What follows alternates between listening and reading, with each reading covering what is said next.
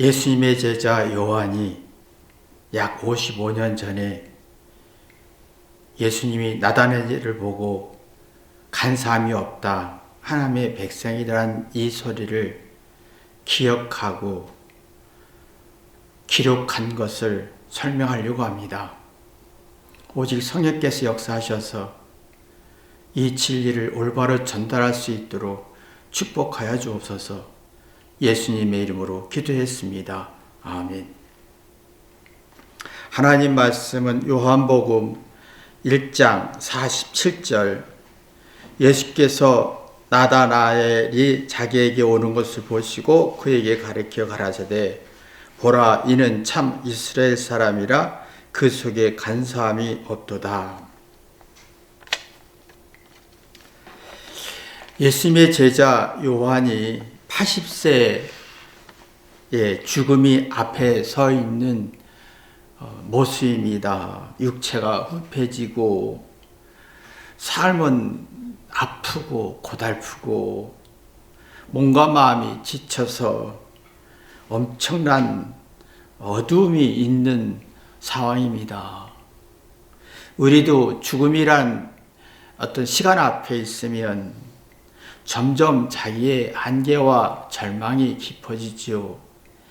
약이 하나를 먹다가 두세 알 먹어야 되고 네 알, 다섯 알을 먹어야 하는, 몸이 어떤 무너지는 것을 어떤 약으로도 막을 수가 없는 고달픔 속에 있습니다.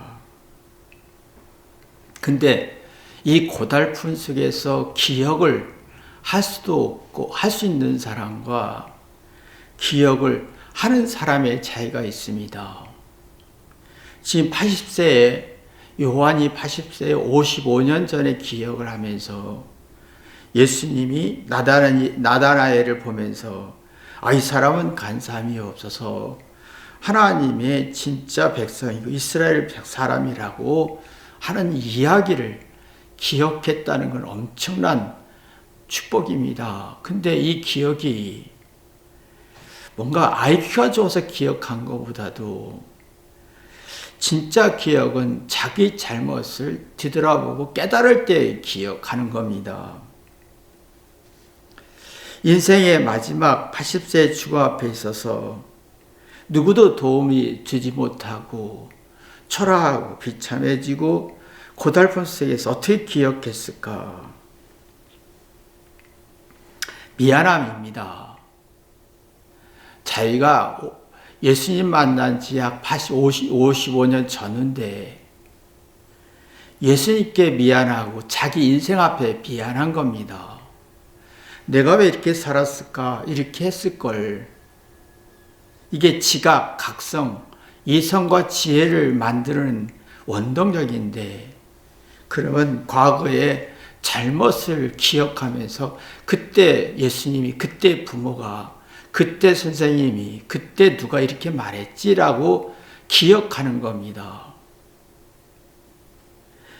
근데 우리가 보면 육체가 무너지고 죽음이 앞에 오고 인생의 고달픔 앞에서 솔직해지지 않고 미안함도 없고 회개가 안 되는 사람은 이상하게 기억력이 억울한 것만 기억하는 거예요.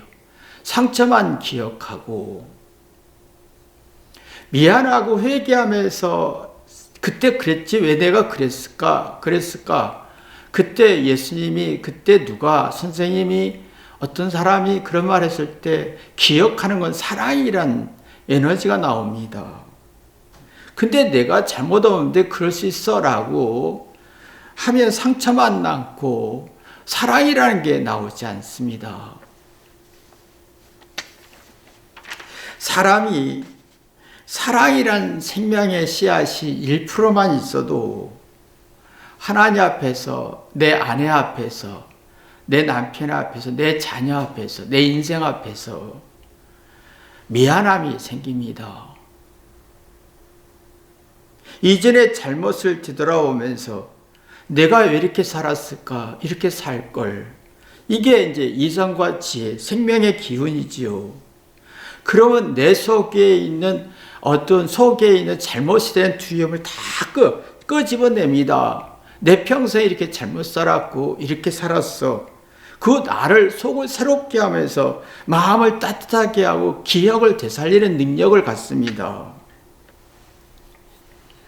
사랑이 없는 사람은, 인생에 있어서 1%도 사랑의 에너지가 없는 사람은 하나님 앞에 두렵지 않습니다. 자기 인생 앞에, 자기 자녀에게, 아내에게, 남편에게 미안함이 없습니다. 억울함이 있습니다.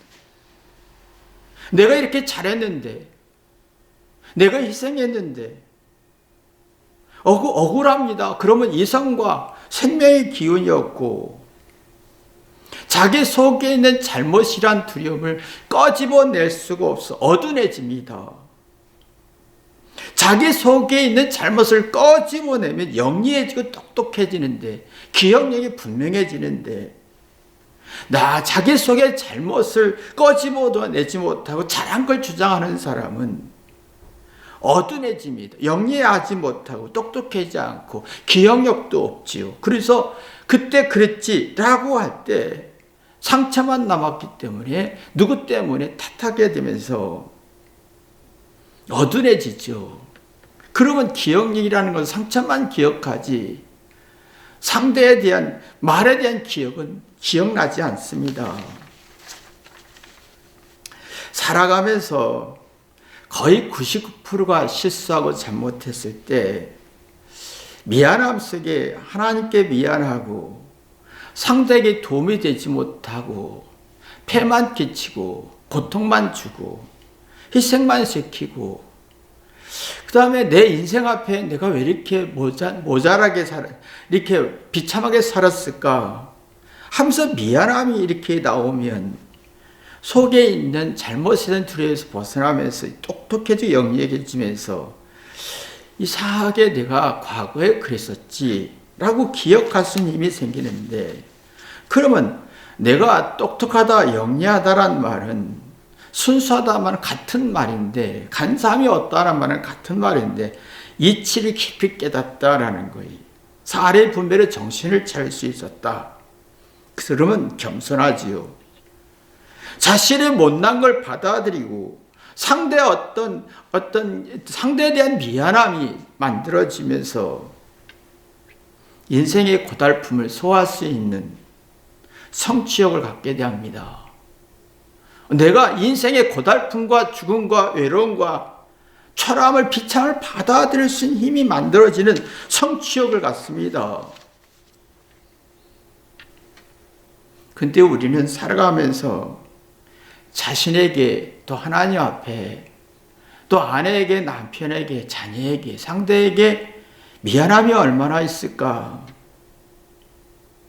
도움을 주지 못해서 미안하고 고통만 주었다는 미안함이 있으면 내 속이 있는 불안을 다 끄집어내서 내가 똑똑해지고 현명해지고 이게 야무져지는데 영리해지는데 그래서 기억하는데 이상하게 우리는 내가 희생하고 참았다고 내가 우월하고 내가 맞다고 하면서 미안함에 회개가 안 되고 잘한 걸 주장할수록 이상하게 기억력이 상처만 기억하는 거예요. 억울합니다. 그러면 자기 인생의 고달픈 인생을 풀어내고 이해할 능력이 없고 속이 썩고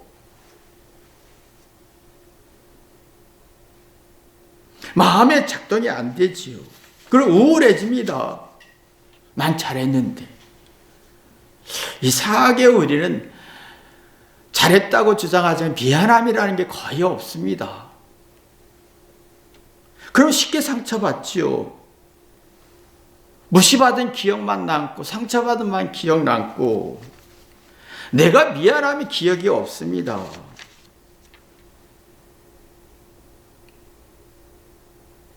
이상하게 우리는 99% 실수하고 잘못해서 남에게 폐를 끼치고 고통을 주고 도움이 안 된 삶이 99%인데 이상하게 미안함이 없어요. 고마움도 없고 따뜻함도 없고 억울함만 있습니다.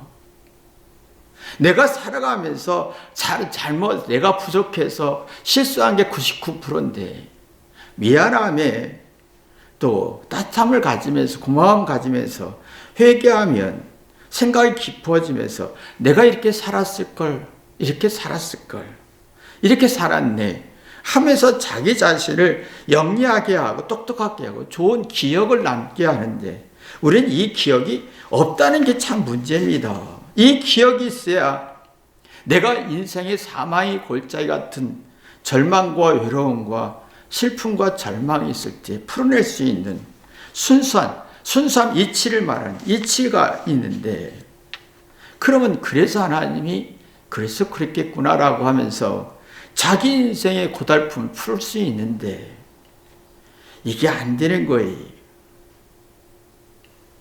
우리는 미안함이 없어요. 당당함은 강해도 왜 이렇게 당당함은 강한데 미안함이 없을까? 그러면 내 인생의 죽음 앞에 있을 때 약의 효력이 떨어지고 그전에는 약 하나를 먹어도 감기균이 나았는데 지금 2살, 4살, 5살 먹어도 낫지 않는 그 인생의 고달픔 속에서 내가 마음속에 상처만 남고 기분 나쁘고 괴로운 지옥 같은 것만 기억한다면 얼마나 괴로울까 하는 생각이 듭니다. 지금 요한은 지금 80세 이 기록을 했습니다. 약 55년 전에 예수님의 기억을, 예수님이 나다나엘에게 한 말을 참 간사함이 없다. 진짜 이스라엘 사람이다. 진짜 하나님의 백성이다. 라고 한 것을 기억한 것을 보면 자기가 순수하게 살지 않았다는 거고 간사함이 많았다는 거고 이 말은 자기 생각과 주장과 자기 목적과 이기적인 게 많았다는 거예요. 이걸 깨닫고 보니까 과거에 예수님이 나다나에게 한 말을 기억한 거지요.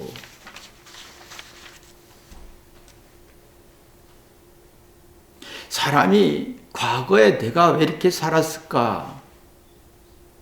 보다는 화와 분노와 억울함이 참 많습니다. 자기 잘못을 뒤돌아보면 내가 간사함이 얼마나 많은 게 얼마나 문제인가를 알 수가 있지요. 자기 뜻대로, 자기 생각대로, 내 느낌대로 내가 원하는 대로 해야 돼. 내가 원하는 데 이루어야 돼. 이게 얼마나 간사함이 많은지. 그러나 이것이 있으면 억지가 되고 주장이 되면서 속이 불안전해지죠. 상대 뜻을 1도 모르고 자기 뜻을 강조합니다. 이게 사도 요한이 자신이 이렇게 간사함 속에 살았다는 얘기예요. 자기 예수님의 진리나 뜻은 하나도 없고 이치는 없고 진리는 없고 자기 뜻과 주장만 강했고 이게 살아보니 이게 정말 악하더라. 자기 신념과 정의는 강했고 옳은 건 강한데 순수함이 없더라. 이걸 눈뜬 사도 요한이 예수님이 보니까 나다나엘이 지나간 걸 보고 이 사람은 간사함이 없는 하나님의 백성 진짜 이스라엘 사람이라고 한 이 진리를 깨닫게 된 겁니다. 이 말은 순수함이 얼마나 중요한지 깨달았다는 거지요. 자기 생각과 의도는 없고 진리만 있는 이성과 지혜로 풀어갈 수 있는 능력이 순수함인데 이런 사람은 자기의 문제와 잘못을 받아들이면서 그래서 그렇구나 진리가 나옵니다. 그 이치, 진리는 요한복음 8장 3절 자유라겠습니다. 자유는 풀어낼 수 있는 힘, 매지 않고 풀어낼 수 있는 힘, 죽음도 외로움도 자기 인생의 고달픔도 풀어낼 수 있는 힘, 이게 진짜 하나님의 백성이다. 뇌도 그렇고 마음도 그렇고 본능은 자기 잘못을 풀어내는 거예요. 그 속을 새롭게 하고 평화와 안식 속에 상대가 적이야 없고 없는 거예요. 이웃이 사랑의 대상이지 경쟁과 적의 대상이고 미움의 대상이 아니라는 걸 깨닫게 됩니다. 그러면 자기 생각과 의도와 정의와 신념이 하나도 없고 자기 마음을 비우고 진리로 자기 인생을 풀어낼 수 있는 힘이 생기지요. 그러면 내가 낮아집니다. 그러면서 내가 하나님께, 예수님께, 아내에게, 남편에게, 자녀에게, 이웃에게, 친구에게 고통을 준 것밖에 없는 거예요. 그런 따뜻한 성질, 긍정적인 성질이 만들어지죠. 근데 우리는 이상하게 모든 지식과 정보와 어떤 아는 만큼 자기의 생각을 주장하고 그 생각을 주장해서 자기 이익과 자존심과 신념과 정의를 관철시키려고 하다 보니까 순수성이 상실되고 이치는 없고 오직 자기의 생각이 주인되어 있다는 거예요. 자신과 싸우지 못하고 속에 있는 자기의 잘못을 끄집어내지 못해서 영리하지 못하고 똑똑하지 못하고 과거의 기억이 나쁜 기억만 남고 그럼 어두워지죠.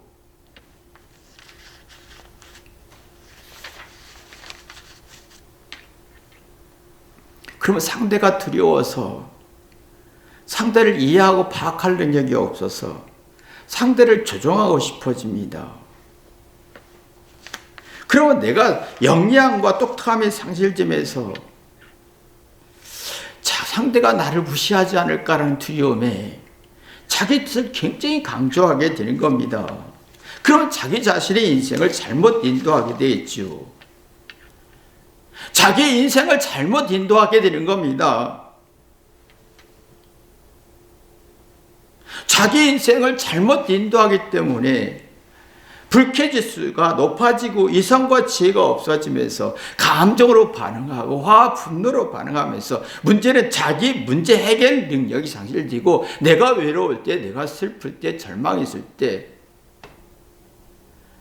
어떻게 해야 할지 모르는 답답함과 영리함이 없어지고 그러니까 내 자신을 풀 수가 없고 내 안의 문제를 풀 수가 없으니까 상대가 다 적으로 보고 상대에 대한 미안함이 1도 없고 자기 인생의 고달픔을 풀 수가 없는 그러니까 자기 속에 있는 것을 얼마나 자기의 고통스럽게 자기 인생의 죽음을 두려움을 억누를지 풀 수는 없는 억누르고 풀 수가 없다는 말은 내가 막 어떤 절망과 낙심이 있을 때 풀어낼 힘이 없다라는 거예요. 이게 악이지요. 자신의 뜻은 주장하면서 자기의 마음의 뜻은 마음의 불안과 잘못을 풀 수가 없으니까 이유와 근거 없이 이치가 없이 상대를 부정하고 시비를 걸기 시작하면서 자기 잘못을 재물로 삼지 못하고 잘난 걸 재물로 삼고 자기 잘난 거 가지고 상대를 부정하고 상대를 부정할수록 낮은 자존감 속에 애정 결핍이 생기는 거예요. 사랑과 정과 따뜻함이 없어지고 신뢰와 어떤 설명이 어떤 신뢰와 어떤 이해하고 듣고 생각하는 능력이 없으니까 항상 누가 설명하면 무시받은 느낌에 주의력 결핍 현상이 생기지요. 산만하고 제멋대로 생각하는 거예요. 그러니까 제멋대로 느낀 대로 하니까 지금은 종교의 꼴통이 많고 정치적 꼴통도 많고 유튜브의 꼴통도 많고 자신이 살아가는 게 얼마나 악한지를 인지할 능력이 없어진다는 겁니다. 요한이 80평생 평생 살면서 순수함이 없었다는 거예요. 자기의 이기적인 목적과 자존심과 정치적 목적만 있었을 뿐이지 예수님 앞에 나이가 들수록 절망 속에서 인생의 고달픈 세계에서 예수님의 사랑으로 회개하보니 자기는 순수함이 없었다는 거예요. 간사함만 있었고 하나님의 이치와 진리는 없고 자기의 의도와 자기의 생각과 느낌만 있었다는 거지요. 이런 사람은 예수님의 말을 아무리 들어도 기억이 나지 않고 자신의 문제를 어떤 사람이 설명해도 자기의 죄를 찾지 못하고 상대의 뜻을 헤아리지 못하다가 나이가 들수록 이게 눈뜨기 시작했다는 거지요. 나이가 들수록 요한이 예수님의 의도와 뜻을 헤아리니까 그래서 그랬구나. 내가 왜 이렇게 살았을까? 내가 왜 순수하지 못했고 간사했을까? 그러니까 예수님과 나다나엘을 만날 때 이 사람은 간사함이 없고 진짜 이스라엘 사람이다 라고 한 얘기를 기억하게 된 거예요. 그러면 지적인 능력이 발전하죠. 그래서 그랬구나. 그래서 그랬구나. 그러면 자기 죄를 죄물 삼으면서 자기 죄 때문에 나의 못난 것 때문에 하나님께 어떤 이웃에게 아내에게 남편에게 자녀에게 미안하고 부모에게 미안한 마음속에 부모의 뜻 상대의 뜻을 헤아릴 수가 있는 거예요. 그게 이제 좋은 기억이 남는 거지요. 영리해지는 겁니다. 간사함이 없어지는 겁니다. 요한은 지금 자기가 살아온 게 간사했던 거고 그것을 정리해보니 간사에서 벗어나보니 간사함이 없는 순수함의 삶을 살았던 거지요. 이 두 성질을 파악하니까 이게 예수님이 그때 나다나엘에게 말한 말을 기억하면서 나는 이게 순수함의 가치를 알게 돼서 내가 진리로 하나님의 사랑으로 회개했더니 진리, 이치, 이성과 지혜가 자연스럽게 나오면서 모든 게 동기부여가 되고 그때 과거가 잘못했던 것이 그래서 그랬구나라고 하면서 신비함을 느꼈던 겁니다. 신비함에는 끝없이 변화를 말합니다. 끊임없는 새로운 아이디어를 말합니다. 새로운 생각과 깨달음을 말합니다. 그로 주의력과 집중력이 생기면서 사례 분별로 정신을 차리면서 내가 늙고 외롭고 고달픈 인생 속에서 예수님이 하나님이 왜 내가 인생을 고달프게 하고 죽게 하고 외롭고 아프게 했나 그 이유를 하나하나 깨닫게 되지요. 그러면 내적 평화가 생깁니다. 이걸 요한이 깨달았다는 거지요. 사실은 우리 인생에 과거의 기억이 많이 나야 됩니다. 그때 선생님이, 그때 엄마가, 그때 아버지가, 부모가 누군가 욕했을 화든 얘기도 하고 부정적인 얘기도 하고 긍정적인 얘기도 했겠죠. 그 모든 것이 학습 효과가 되고 동기부여가 돼서 그때 내 엄마가 왜 화냈을까? 나를 왜 이렇게 무시했을까? 이걸 다 마음의 작용으로 움직이게 되면 그때 그랬지. 그럼 내가 교훈이 되고 지혜가 되지요. 근데 이게 안 되는 사람은 간사해집니다. 그의 이치와 진리가 없이 자기 느낌과 주장으로 주장합니다. 그럼 인생이 풀어낼 수가 없어요. 나와 다르면 화가 나고 나와 다르면 부정하고 싶고 나와 다른 건 일도 받아들일 힘이 없으니까 듣고 주장하는데 근데 문제는 혼란스러운 감정에 빠진다는 겁니다. 자기가 자기 자신을 혼란스러운 감정에 빠지면서 이치와 원리와 이유는 부족해지고 화학 성질만 나고 답답하고 스트레스만 만들어지면서 변덕스러워지죠. 이렇게 할까 저렇게 할까. 그러면 지략이 약해집니다. 문제를 풀 능력이 없어지는 겁니다. 잠언 11장 14절 보면 지략이 없으면 백성이 망하여도 지략이 많으면 평안을 누리리라고 했습니다. 지략이 없는 거예요. 지략이 없는 사람은 행복한 조건이 있어도 마음의 불쾌지수가 높아지고 마음과 생각이 망하는지만 내가 자기 잘못을 통해서 미안하면 회개하면서 지략이 많아지면 내가 환경이 나빠지고 내가 육체가 무너지고 인생이 고달프고 약을 많이 먹어도 내 안에 평안을 유지할 수 있는 지략이 만들어지는 겁니다. 순수의 진리로 풀어내지요. 그러면 지략이 있는 사람은 상대 고생과 희생과 상대 뜻을 헤아리지요.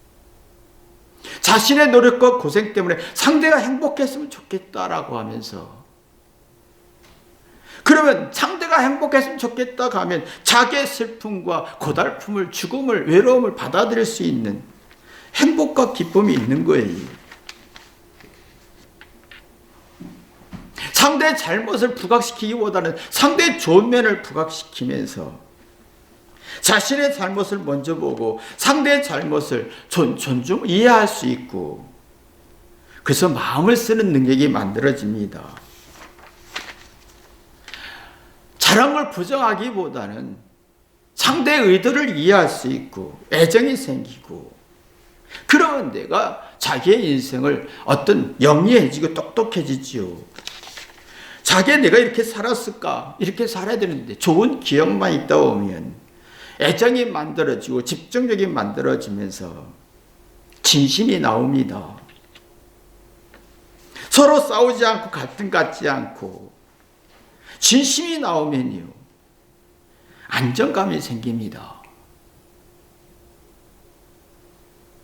함께 있는 게 좋고 미안하고, 근데 이상하게 우리는 미안함이 없습니다. 내가 이렇게 했으니 네가 나한테 이렇게 해줘야지. 그러면 진심도 없고 진정성도 없고 내가 외로워지고 슬퍼지고 혼자 방랑자가 됩니다.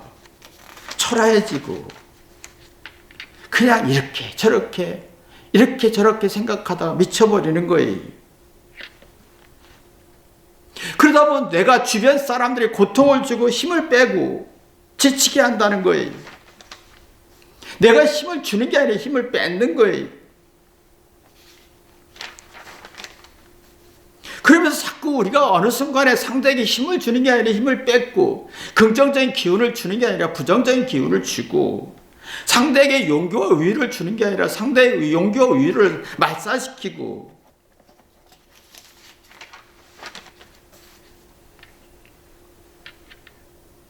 근데 우리 마음속에 순수하면, 내 의와 생각과 신념이 없어지고 정의감이 없어지면 내가 상대의 힘을 실어주는 능력을 갖고 긍정적인 기운을 주고 사랑의 에너지를 줄 수 있는 힘을 갖습니다. 이런 사람은 자기 실패와 부족함과 못난 걸 받아들이면서 진리를 눈뜹니다. 순수함을 눈뜹니다. 그 천재성을 만들고 신비함과 영적 기운을 경험합니다. 못난 걸 받아들이고 잘난 걸 주장하지 않습니다. 자기의 마음을 다 털어놓을 수 있습니다. 그래서 속이 정리되고 꺼집어내고 털어놓고 내가 낙심과 절망을 이겨낼 수 있고 인생의 고달픔을 풀어낼 수 있고 내 인생에 외롭고 슬플 때 평안을 유지할 수 있는 힘, 시야가 넓어지고 이해 숫자가 넓어지면서 내가 누구에게 어떤 도움이 될 것인가, 미안하고 힘이 되고 싶은 따뜻함이 나옵니다.